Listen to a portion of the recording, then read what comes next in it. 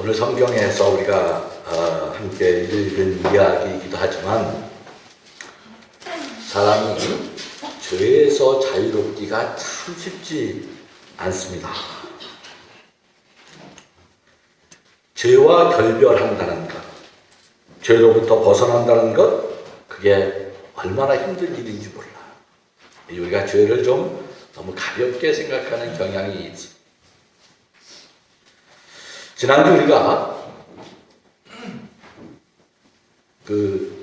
강기훈 씨라고 하는 유서 대필 사건과 불임 사건이라고 알려진 그런 사건 두 개가 거의 동시에 무죄 판결을 받는, 그걸 보면서 제 가슴 속에 든 생각이에요.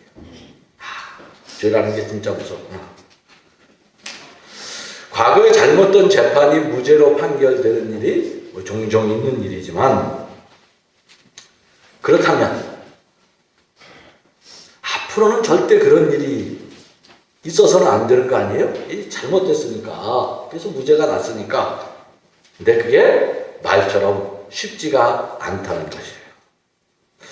저는 그 두 사건의 무죄 판결을 보면서 언젠가 오래전에 읽었던 어느 도울 김영옥 선생이 쓴 글이라고 생각되는데, 거기에 그 글 하나가 생각이 났어요. 도울의 어느 글에선가 어떤 청년 이야기가 나오는데요. 그 청년은요, 목욕탕에서 때를 미는 사람이었어요. 근데 아주 잘생겼고 아주 성실해, 열심히 일을 하는 사람이에요. 때 미는 일이 뭐 이렇게 근사한 일은 아니지 않습니까? 직업에는 귀천이 없지만 좀 힘든 일이야. 그렇지 않겠어요? 목욕탕에서 그런데 자신에게 비록 그런 어려운 일을 하고 있지만 자신에게 주어진 일에 매우 성실해서 모두가 그 사람을 좋아해요. 사람 성격도 좋고, 그래서 열심히 일을 하니까 돈도 적은 통장에 차근차근 모아지는 것이었어요. 그런데 이 청년에게 언제부터인지 비밀 같은 것이 하나 생겨났습니다. 그것은 목욕탕이 쉬는 날이면, 목욕탕은 언제 쉽니까? 2주에 한 번씩입니까? 요즘은 목욕탕, 옛날에는 꼭 일주일에 한 번이었는데 요즘은 거의 안 쉬는 것 같아요. 근데 목욕탕이 쉬는 날이면 어김없이 경마장에를 가는 것이에요. 처음에 친구 꼬임에 빠져서 가서 몇 번 돈을 좀 땄어. 몇 번 돈을 따더니 쉬는 날이 되면 그곳에 가지 않고는 견딜 수 없는 그런 중독이 되는 거예요. 재미가 붙은 거지. 처음에 돈 좀 따니까. 그렇게 목욕탕 때밀이 하면서 힘들게 번 돈, 피 같은 돈을 매일매일 모두 잃고 오는 것이에요. 한번 갔다 오면 다 털리고 오잖아요. 그런 것을 거의 수년 동안이나 계속해서 하다 보니 그의 삶이 어떻게 됐겠습니까? 주위에서 그를 아끼는 사람들이 말려, 충고도 해, 권면도 해. 그런데 말을 안 들어. 누구도 그를 말릴 수가 없는 것이에요. 마침내 고향에까지 소식이 전해져서 시골의 아버지가 올라와서 목욕탕에서 아들과 대판 언쟁을 해요. 이런 경우 어떻게 해야 됩니까? 어떻게 해야 돼요? 안 당해봐서 잘 모르시는 것 같아. 내 새끼가 그 피같이 번 돈 노름판에 가서 맨날 날려버린단 말이야. 야, 이놈아, 그러다가 너 죽는다. 여기서 피땀 흘리고 번 돈 도박판에 다 날리면 너는 죽을 수밖에 없어.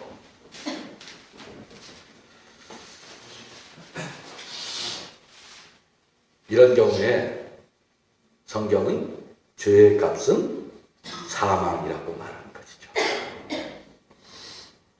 너 죽는다. 이러다가 다 죽는다. 아버지의 피 끊는 호소를 듣고 그 청년은 어떻게 되었을까요? 그 후로 다시는 경마장에 가지 않고 다시 착실한 옛 모습을 찾았을까요? 그렇지 않아요. 도박 중독이란 그렇게 해서 남의 말 듣고 끊어지는 것이 아니라는 거예요. 청년은 경마장 놀이를 끊을 끊을 수가 없었던 거예요. 그게 진짜 희열이고 사는 재미고 그런 생각이 그로 경마장을 계속가.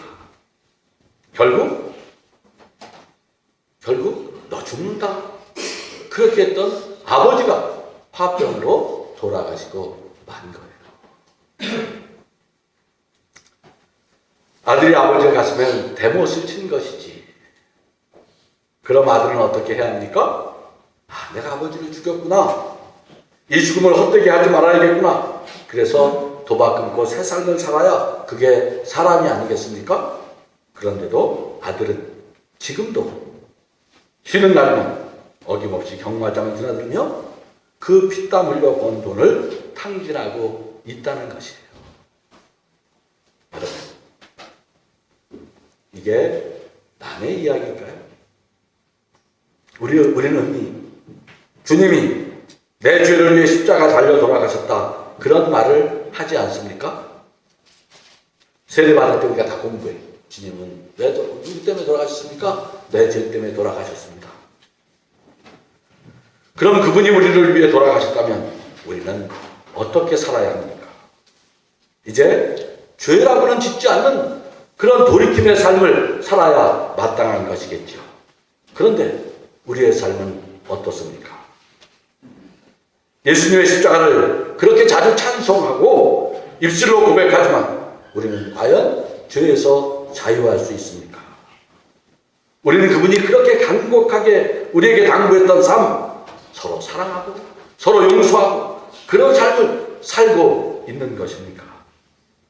우리 또한 여전히 하늘 뜻을 외면하고 주님이 가슴을 아프게 하는 그런 주님이 살라고 하는 것과는 상관없는 삶, 우리가 만들어놓은 하나님의 뜻과 상관없는 죄의 현실에 몰두하며 그게 사는 길이라고 생각하며 살아가고 있는 것은 아닙니까? 하나님이 주신 물질, 시간, 생명, 우리는 과연 어디에 쓰고 있습니까? 도박을 끊고 성실하게 돈을 모으면, 그렇게 살면 누구보다 지금보다 100배는 더 행복하고 가치 있고 보람된 삶을 살 수 있건만, 그럴 수 있지. 지금이라도 경마장만 안 가면 남겨놓을 게 없는 청년이야. 그런데 그게 안 되는 게 인간의 모순인 것이죠. 다 길이 있지만 한 발만 내딛면 인생이 새롭게 열리지만 그걸 못하는 것이 인간의 모습이다. 지금도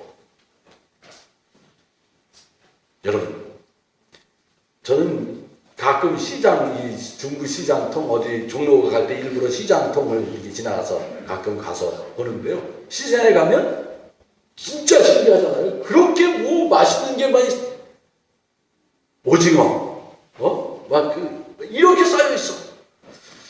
야, 세상에 이렇게 물질이 많은데 지금도 굶어 죽는 사람이 있다. 지구는 지금 70억 인구를 넉넉히 다 먹이고도 남을 만큼 식량을 생산하고 있지 않습니까? 하나님은 누구에게나 똑같이 24시간을 다 똑같이 줘. 그것이 참 신기한 거예요. 그렇죠? 너는 공부 잘하고 얼굴이 예쁘니까 30시간 줄게. 그런 거 봤습니까? 너는 나쁜 짓 많이 했으니까 너는 20시간이 하루는. 그렇게 하는 거 없어. 다 똑같이 24시간을 주시지 않습니까? 다 넉넉하게 주고 다 필요한 만큼 베풀어 주시는 분이 우리 하나님이세요. 그런데 우리는 그 주신 은총의 시간과 기회를 다 어디에 쓰고 있는 것입니까? 어쩌면 목욕탕 청년, 그건 또 다른 나의 모습일 수도 있는 것이죠. 이건 단지 한 개인의 삶만이 그런 이야기만은 아니에요. 이건 또 우리 역사의 이야기도 한 것이죠. 우리가 불임 사건과 강기훈 유서 대필 사건의 재심을 통해 무죄 판결 받는 것을 보면서 멀쩡한 청년 잡아다가 한 달 넘게 아무도 만나지 못하게 하고 골방에서 쭉 들었대. 그렇게 해서 간첩 만들고 불순문자 만들고 북한 앞점에 만드는 야만의 세월을 우리가 살아왔던 것 아닙니까? 소위 전문가라는 사람들 다 동원해서 아무 죄도 없는 사람을 잡아다가 죽음을 사주했다고, 유서를 대신 써주었다고, 정말 말도 되지 않아요. 그게 어떻게 진짜 그 상상력이 놀랍지 않아요? 세상에 아무리 누구 유서를 어떻게 대신 써줄까? 그걸 만들어내. 그게 다 뭡니까? 멍청한 것들이 었습니까? 멍청한 사람들이 한 명도 계지 안 돼 있어요. 공부 잘하고 똑똑한 한국 최고의 지성들, 대학 총장들, 그 유명한 사람들이 신문에 대문짝만한 칼럼 쓰고 과학수사본부, 이름도 근사해. 과학수사본부, 과학적으로 필적 감정사를 동원해서 거짓말을 넣어놓고, 운동권이란 사람들은 다 뿔난 사람들이어서 죽음조차 혁명의 도구로 사용한다고 그렇게 소설을 써대는 세월을 살지 않았어. 그래도 모두가 묵묵부답이다. 우리가 그 사람들이 그런 억울한 일을 당하는데 세상은 다 묵묵부답이야. 외면해. 쟤들은 원래 그래. 그렇게 말도 되지 않는 일들을 외면하며 밥 먹고 살아온 세월, 그것이 우리의 역사였다는 거예요. 참 부끄럽고 미안하지 않습니까? 그런데 진짜 미안해할 사람들은 미안하단 말 안 해요. 거기 그렇게 거짓말하던 검사, 판사들, 그 머리 좋고 똑똑한 사람들, 지금 그 사건 터지면 그럴 때마다 생각이 나. 지금 어디서 무엇하고 있을까 궁금해지기도 해. 그 똑똑한 분들. 근데 사실은 조금 더 생각해보면 이런 궁금증을 갖는 것조차 어쩌면 참 순진한 생각일지도 몰라. 그분들 그런 못된 짓 했으니 다 지옥 가고 하나님의 징벌을 받아서 다 망했다는 소식을 들어본 적 있습니까? 아니, 그렇지 않아. 다 출세하고 떵떵거리고 잘 먹고 잘 살아요.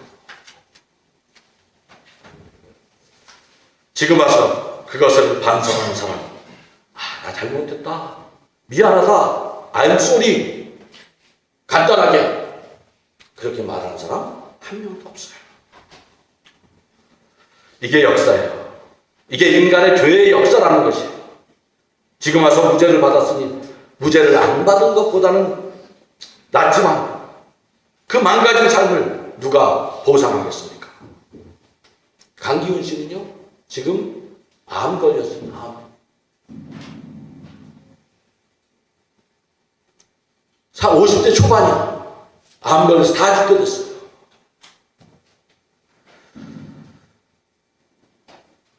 그런데 진짜 문제는요, 그런 게 아니야. 그런 분노가 중요한 게 아니야. 역사라는 게요, 이런 일이 늘 반복되지만 그렇게 그 반복된 일이 쉽게 그치지 않는다는 것이에요. 진짜 그건 과거의 일이고 다시는 이 땅에 그런 일이 생겨나지 말아야 하는데, 우리 역사에서 이제 그런 일이 절대로 없어야 하는데 그것이 그렇게 쉽게 끝나지 않는다는 데 문제가 있는 거예요. 목욕탕 청년, 경마장 끊는 일보다 더 어려운 일인지도 모릅니다. 지금도 국가 권력에 의해서 억울하게 감옥에 갇혀있는 일이 얼마나 많습니까? 지금도 심심하면 간첩이 나오고 내란 음모가 나오고. 그런데 지금 같은 민주화된 세상에서도 그게 10중 8구 거짓말이라는 거예요. 그리고 국민 모두는 그런 노름에 속수무책으로 당하고 있는 거예요. 얼마 전 세상을 시끄럽게 했던 서울시 공무원 간첩 사건이라는 게 있었어요. 그런데 그게 조작이라는 게 다 밝혀졌어요. 심지어는 한 나라의 국가정보원이 중국의 공문서까지 위조해. 검찰도 속아. 검찰도 지금 와서 국정원 막 이렇게, 검찰이 중국 결정적 증거라고 낸 중국 공공기관이 발행한 문서, 그거 위조해서 재판부에. 검찰이 국정원한테, 야, 국정원이 줬다 해서 믿었더니 이럴 수 있냐? 지금 큰 중국과 우리나라의 외교 문제가 되고 있는 거죠. 이석기 내란 음모 사건 선고가 내일이에요. 2월 17일. 검찰은 20년을 구형했어요. 검찰이 낸 증거라는 것이 얼마나 허술한 것인지 재판 과정에서 다 밝혀졌습니다만 또 어떻게 판결이 나올지 몰라. 재판 본 사람들은 저건 무죄야. 그렇지만 판결이 어떻게 나올지 아무도 장담하지 못해. 재판도 시작되기 전에 온갖 언론 매체가 사실이 아닌 엄청난 이야기를 다 쏟아놓고 순진한 국민들의 눈과 귀를 속이고 나누어 이미 저들은 다 그러고 나니까 종부, 불순분자 그렇게 다 되어 있었어요. 여론 재판 끝났어. 그런데 그 재판 과정에서 검찰이 재판부에 낸 증거라는 것들은 정말 허무맹랑할 정도로 왜곡과 조작이라는 것이 다 드러나지 않았습니까? 여러분들 신문에서 다 보셨어요. 제가 구형 공판에 갔었어요. 2월 3일날 구형하는 공판에 제가 가서 눈으로 봤어요. 요즘 재판을 재밌게 3시간 동안 검사가 자기 논거를 3시간 얘기하고 변호사가 3시간 하고 죄인들이랑 이 사람들이 피고인들이 2시간 최후 진술 8시간 아침 10시에 시작해서 1시까지 하고 밥 먹고 또 와서 변호사 저는 처음에 한 30분 하겠지. 근데 그렇지 않아요. 프레젠테이션을 하고 쫙 해서 3시간 꼭 채워 양쪽 다.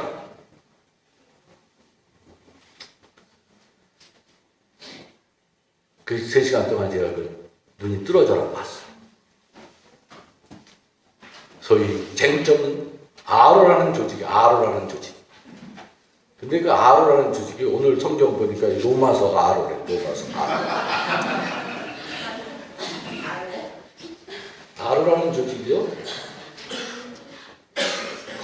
검찰이 이적 단체로 구형 기소도 못하는 조직이 아무런 실체가 없는 조직. 기소를 해야지. 적어도요. 예를 민청학년이나 인혁당이나 김대중 내란부 사건에는 그걸 다 민청학년, 인혁당, 또 뭐다 한통년 이런 걸 다 기소했어. 그 조직이 있다. 그런 것도 없어요. 언론 보도라는 게 참 이상해서 처음에 쓰고 나면 나중에 잘못된 거 바로 잡지도 않을 뿐더러 국민들에게는 처음 인상만 남는 거예요. 그리고 다시 저 억울한 일을 다 잊고 우리는 일상으로 돌아가는 것이죠. 처음에 결정적 증거라고 온 세상이 떠들던 소위 그들이 모여서 주고받은 것 녹취록이라는 것 그것이 무려 272군데가 잘못된 것 검찰도 다시 고쳐서 내. 잘못됐다. 전투산 성지에 모였어. 거기 전투산 성지 아니에요? 거기 국사람들 모인 데가 그걸 결전 성지다. 다 고쳐. 혁명적 용어로. 변호인이 지적하면요. 그 후에도 수없이 그렇군요. 잘못됐습니다. 또 고쳐서 내. 다 고쳐. 그러면 검찰이 어떻게 해야 합니까? 그 어떻게 해야지? 그 재판을 지켜본 사람은 다 어떻게 해야 돼? 우리가 잘못 생각했군요. 진실은 그런 것이 아니었군요. 하고 공소 취하하면 끝나는 사건이에요. 그런데 그 왜곡된 것을 가지고 징역 20년을 부여합니다. 나중에 재심 나오고 그러면 무죄가 드러날 수밖에 없지만 변호사들은 하도 어이가 없어 눈물을 흘려요. 그분들 그 변호사들이 우리 사회에서 가장 존경받는 법조인들 가장 신망과 존경을 받는 그런 법조인들이 눈물을 흘려. 세상에는요 진보도 있고 보수도 있지요. 역사가 있는 일에 늘 있어 온 거예요. 진보는 언제나 옳고 보수는 언제나 그르다. 보수는 언제나 옳고 진보는 언제나 그르다. 그런 것은 없어요. 사는 데는 계속해서 그런 생각들이 부딪히며 역사는 발전하는 것이겠지.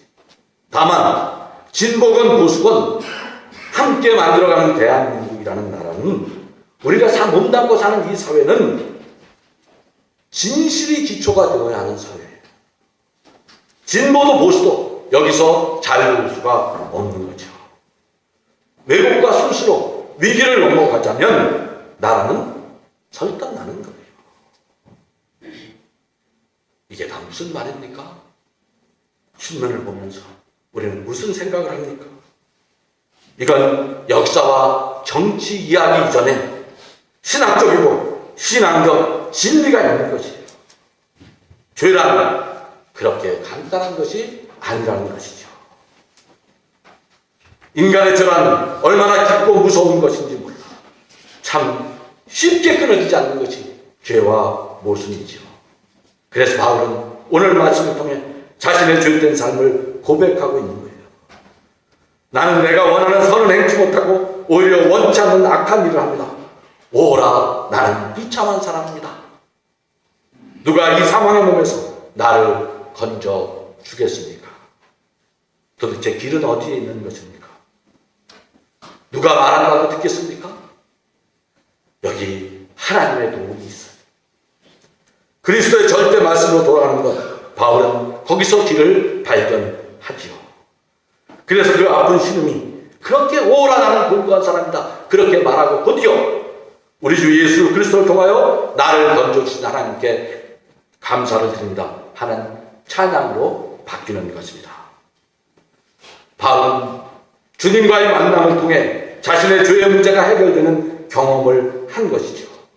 물론 여기서 바울이 경험한 그리스도의 체험은 우리가 보통 말하는 교리로서 그리스도를 만나는 것이 아니에요.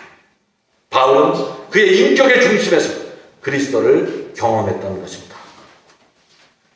우리도 가던 길을 멈춰 한 번쯤 이런 그리스도와 깊은 곳에서 삶을 부딪히는 경험을 해야 하는 것입니다.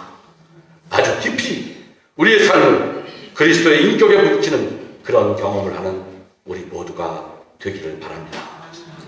내 삶의 문제, 내 죄의 문제, 내 안에 분기를 틀고 나를 죽음의 길로 인도하는 이 무서운 죄에 대해 누가 이 길을 끊게 하고 누가 이 길을 막게 하겠습니까? 우리는 저마다 그건 아무개 다른 사람의 이야기가 아니라 정치 이야기가 아니라 내 삶에 또한 들고 있는 내 죄의 문제를 가지고 다 신음하고 나도 모순적인 존재, 너를 비난하겠지. 친구도 못 말리고 부모도 못 말리고 다만 하늘의 절대 진리 앞에 서게 될 때 우리는 변화받을 수 있을 것입니다. 저마다 살아온 방식이 있어요. 저마다 예수를 믿어온 방식이 있어요. 저마다 가치 있고 의미 있는 일이라고 그렇게 고집하며 달려가는 삶의 방식들이 있죠. 그러나 내가 그렇게 나는 이것이 절대라고 생각하며 사는 그것, 하나님 앞에 서게 되면, 예수 앞에 서게 되면 그것이 다 허무한 것이 될지도 몰라. 우리에게 진정한 구원을 주신 그분의 인격의 중심에 깊이 부딪히는 경험을 통해 우리의 눈과 귀가 열려질 수 있다면 진정 무엇이 진실이고 어떻게 사는 것이 예수 믿는 것인지 생명의 길인지에 대해 새롭게 눈뜨는 우리가 되기를 바랍니다. 한 번쯤 가던 길을 멈추어서서 그리스도를 중심에서 만날 수 있다면, 그렇게 살아볼 수 있다면, 그렇게 예수를 믿을 수 있다면 얼마나 좋을까 기도합시다.